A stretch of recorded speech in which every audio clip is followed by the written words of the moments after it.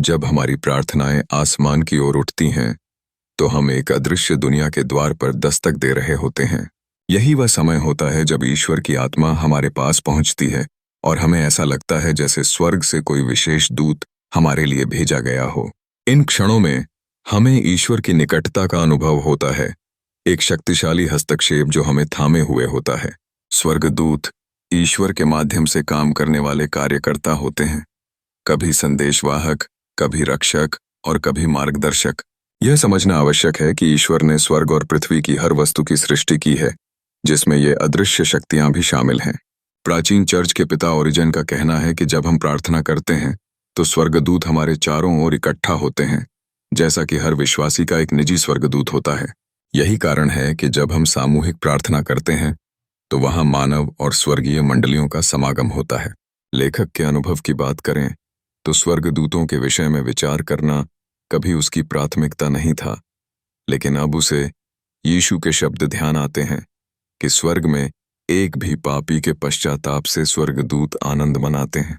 यह दर्शाता है कि हर व्यक्ति की ईश्वर की दृष्टि में एक अद्वितीय और अमूल्य जगह होती है।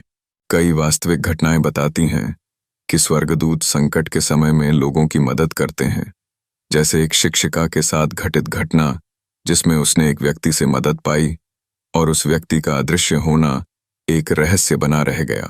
इसी क्रम में एक और घटना 1945 में चीन में हुई, जब एक व्यक्ति भारी सामान के साथ एक खतरनाक पुल पार कर रहा था। तभी एक सफेद कपड़े में अजनबी आया और मदद की। हालांकि जब उसने धन्यवाद देने की कोशिश की तो वह अदृश्य हो चुका था। ये घटनाएं हमें सोचने पर मजबूर करती हैं कि शायद स्वर्गदूत वास्तविक हैं, बस हमें उन्हें देखने या समझने में कठिनाई होती है।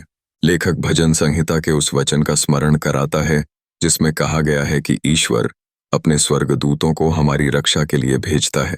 अंत में लेखक कहता है, स्वर्गदूत वास्तविक हैं, भले ही उन्हें हम पूरी तरह न समझ पाएं। जब बुद्धि चुप हो जाती है तब हृदय को विश्वास करना चाहिए। एक माँ बताती है, वह अपनी छोटी बेटी को खिड़की के पास खिला रही थी। कुछ क्षण के लिए वह कमरे से गई और लौटी तो देखा कि बच्ची खिड़की से बाहर झुक रही है। वह दौड़ी और उसे खींच लिया। नीचे देखा तो एक पड़ोसन खड़ी थी, बाहें फैलाए, जैसे गिरने पर पकड़ने के लिए तैयार।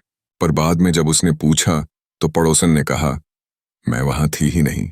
कहानी के अंत में कैंसर से मरने वाली कैरोल लिखती है, मुझे नहीं पता कितने स्वर्गदूत हैं या वे कैसे दिखते हैं, लेकिन अब मुझे लगता है वे ईश्वर के हाथ हैं, उसके बाहें, उसका हृदय हैं। वे भय और मृत्यु के अंधकार से हमें निकालने के लिए भेजे जाते हैं। ईश्वर अपने सांत्वना दूत हर दिन हर घंटे भेजता है।